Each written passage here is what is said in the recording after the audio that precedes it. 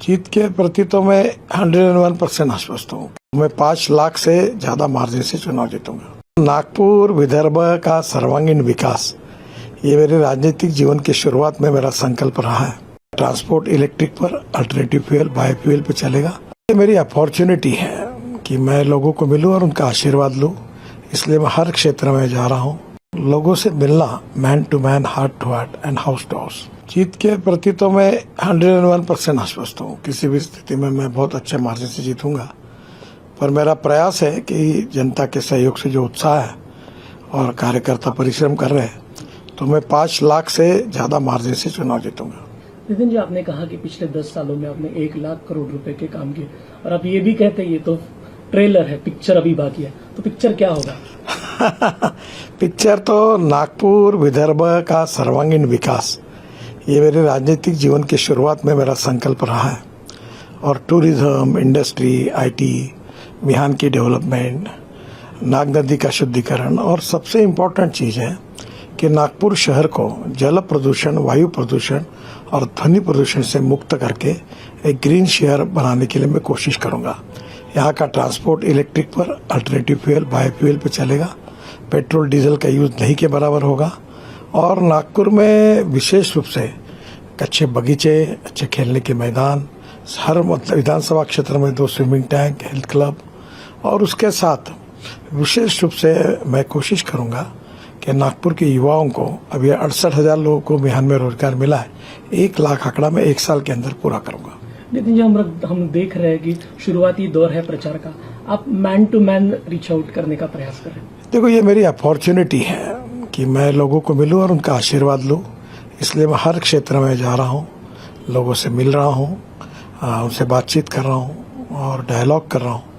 और लोगों से मिलना, man to man, heart to heart and house to house, यही मेरी कैंपेन की विशेषता। और टेक्नोलॉजी का उपयोग भी कर रहा हूँ, और कभी कभी मैसेज भी, कुछ बातें भी वहीं से उनके पास पहुंचती है।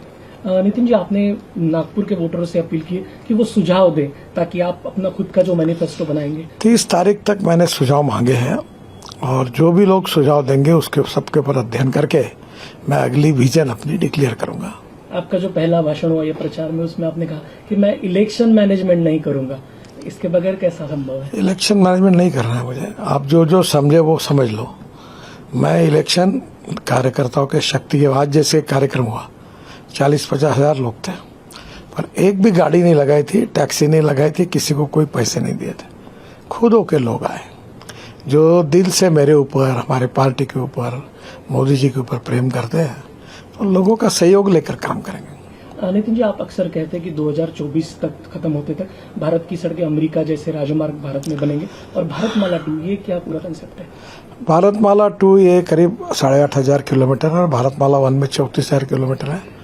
काफी योजनाएं मंजूर हुई है, काफी होने की है, पर देश की तकदीर बदल जाएगी। 2024 समाप्त होगा, तब नेशनल हाईवे का रोड नेटवर्क अमेरिका के बराबर होगा, ऐसा मेरा प्रयास है, और मैं इसमें निश्चित रूप से यशस्वी होऊंगा, ये मेरा विश्वास है। नितिन जी, सड़कें तो चौड़ी बन गई, लेकिन एक्सीडेंट नहीं रुक रहे, लोगों की मौतें भी हो रही। हाँ, ये बात है, इसमें नहीं कर पाए हम लोग। ये मेरे लिए एक शल्य भी है, पर आने वाले समय में हम काफी, ये जो ह्यूमन बिहेवियर है उसके साथ इसका संबंध है, और मुझे विश्वास है कि जल्दी ही हम लोगों के मन को भी बदल कर रोड सेफ्टी के बारे में एक जागरूकता पैदा करेंगे, और जिससे निश्चित रूप से हमको परिणाम मिलेंगे। टोल टैक्स का मुद्दा भी है, लोगों की जेब बहुत उसमें। अभी तो टोल खत्म कर रहे हैं, अब तो सैटेलाइट बेस्ड टोल सिस्टम हो गई। आपके बैंक अकाउंट से पैसे निकल जाएंगे, और जितना आपने रोड के यूज किया उतना ही पैसा निकलेगा। लेकिन लोगों की जेब से तो पैसा, समय बचता है ना, फ्यूल बचता है। अब मुंबई से पुणे आने के लिए 9 घंटे लगते थे, अब 2 घंटे में होता है, तो 7 घंटे का डीजल बचता है और समय बचता है। तो नेचुरली उसके बदले में थोड़ा बहुत देने पड़ेंगे, क्योंकि पब्लिक प्राइवेट इन्वेस्टमेंट से हम लोग कर रहे हैं, तो लोग पैसे भी वापस करने पड़ेंगे। नितिन जी, मोदी जी अक्सर 5 ट्रिलियन इकोनॉमी की बात करते हैं, आपके डिपार्टमेंट का क्या योगदान उसमें होगा? हमारे डिपार्टमेंट का योगदान महत्वपूर्ण होगा, और वर्ल्ड स्टैंडर्ड के नेशनल हाईवे हम बनाएंगे, ये हमने संकल्प किया, और उसके आधार पर काफी काम भी किया है। नितिन जी, हम लोग आए दिन देख रहे हैं कि विपक्षी नेताओं पर एक्शन हो रहे, धड़ाधड़ एक्शन हो रहे। ईडी को इतना एक्टिव इसके पहले कभी नहीं देखा गया। देखो, एजेंसी अपना कानूनी काम करती है, इसका सरकार से और नेताओं से और मंत्रियों से, प्रधानमंत्री से कोई संबंध नहीं है। लेकिन इतना फास्ट एक्शन होना विपक्ष को एकजुट नहीं करेगा ये सब? नहीं, ऐसा जो कानून अपना काम करता है।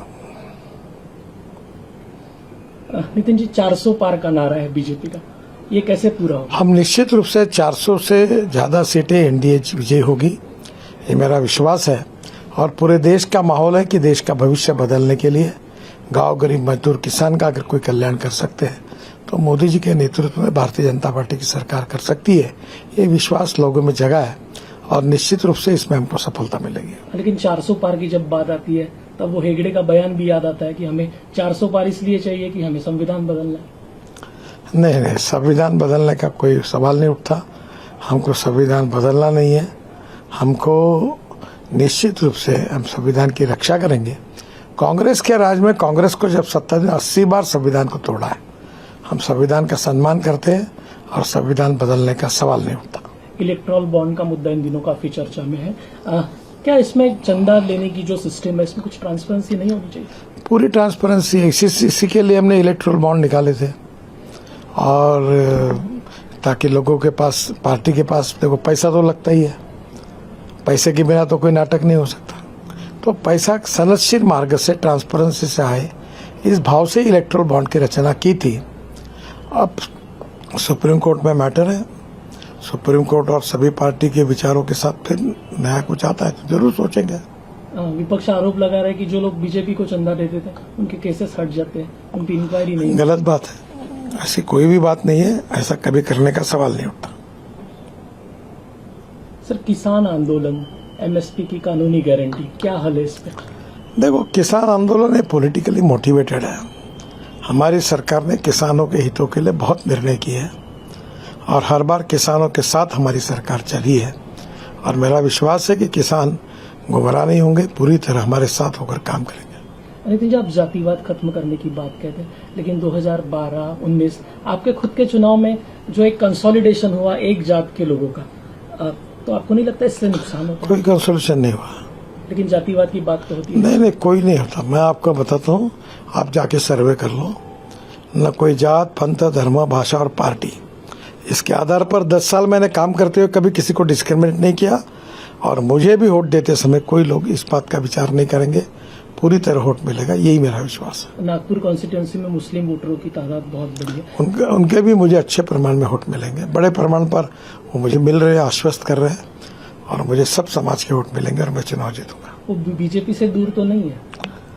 नहीं, उनके मन में कुछ गलतफहमियां हम दूर करने की कोशिश करते हैं, और इस बार मुझे तो निश्चित रूप से अच्छा वोटिंग मिलेगा, ऐसा मेरा विश्वास है। नितिन जी, सभी पॉलिटिकल पार्टीज में आपको लेकर एक अलग राय है, सभी लोग आपकी तारीफ भी करते हैं। उद्धव ठाकरे जी ने तो आपका ऑफर भी कर दिया था, तो ये प्रेम अक्सर क्यों जागता है बाकी लोगों का आपको? मैं तो भाजपा का हूँ, संघ का स्वयंसेवक हूँ, ये मालूम होने के बाद भी लोग मेरे ऊपर प्रेम करते हैं, क्योंकि प्रधानमंत्री जी ने भी कहा है, सबका साथ, सबका विकास, सबका प्रयास, तो हम सबके साथ अच्छे हैं। महाराष्ट्र की राजनीति को लेकर आप कैसा देखते हैं? क्योंकि जिस तरीके की तोड़फोड़, जिस तरीके के घर तोड़े गए, महाराष्ट्र में निश्चित रूप से हमारी ट्रिपल इंजन की सरकार, बहुत अच्छे तरीके से हम चुनाव जीतेंगे, ऐसा मुझे विश्वास है। महाराष्ट्र में बीजेपी कितनी सीटें जीतेगी आपको लगता है? पिछले साल जितने मिले थे उतने, उससे ज्यादा सीटें एनडीए को मिलेगी, और हम निश्चित रूप से विजयी होंगे, ऐसा मुझे लगता है। सर, इन दिनों देश में जो वातावरण है, खासकर पॉलिटिकल वातावरण, इसमें एक पोल्यूशन टाइप का नजर आता है। हर कोई पार्टी या फिर नेता एक दूसरे के दुश्मन, विचारधारा अलग बात है, ये ठीक है, लेकिन एक दूसरे के दुश्मन है, तो ये सब जो खटास है, ये वातावरण तो नहीं है, पर वातावरण का निर्माण होगा तो हम उसको सुधारने की कोशिश करेंगे। पिछले 10 सालों में 50 लाख करोड़ के आपने काम किए, कोई ऐसा एक काम जो आपके मन को छुआ हो, जिसने? जब साइकिल रिक्शा, लोग 1 करोड़ लोग साइकिल रिक्शा चलाते थे, साइकिल रिक्शा पर अपना पीठ पर रखकर 1 क्विंटल का बोरा लेके जाते थे, तो मुझे बहुत खुशी है कि मैंने मैकेनाइज्ड ड्रिवन ई रिक्शा लाई, कार्ट लाई, और 1 करोड़ लोगों को मानवता के आधार पर मानवीय शोषण से मुक्त किया। ये मेरे जीवन का सबसे बड़ा काम है। इंडिया गठबंधन है, वो कैसी चुनौती आप? देखो, हमें अपनी बात करनी चाहिए। हमने इतना 10 साल में काम किया है जो 60 साल में कांग्रेस ने नहीं किया, और उसके भरोसे हम लोगों का विश्वास संपादन कर रहे हैं। हम जीतेंगे और मोदी जी के नेतृत्व में हमारी सरकार फिर से आएगी। नितिन जी, आप विपक्षी नेताओं पर क्यों टिप्पणी करने से बचते हैं? बहुत ज्यादा कुछ आप बोलते नहीं। मैंने ये तय किया कि मैं अपने जो काम किया वो अपनी बात लोगों को बताऊंगा। उसी प्रकार से मैं अपने काम पर वोट मांगना चाहता हूँ। दूसरों को नीचे दिखाकर टीका टिप्पणी करके मैं नहीं करना चाहता। एक अंतिम सवाल, आज बीजेपी जिस पायदान पर खड़ी है, पिछले जब से आपने राजनीति शुरू की, पिछले इतने सालों का संघर्ष आप कैसा देखते हैं और आज इस पायदान पर? देखो, आज जिन कार्यकर्ताओं ने, जब हमें प्रतिकूलता थी, सम्मान नहीं था, सपोर्ट नहीं था, तब जिन लोगों ने अपना जीवन पार्टी के लिए दिया है, बलिदान किया है, उनको हम कभी भूल नहीं सकते। और आज हमको ये दिन दिखने के लिए जो मिल रहा है वो उन्हीं के बदौलत, उनके परिश्रम, मेहनत और त्याग के कारण, उनको हम कभी भूल नहीं सकते। For more of such videos, do like, share and subscribe to ET Now Swadesh.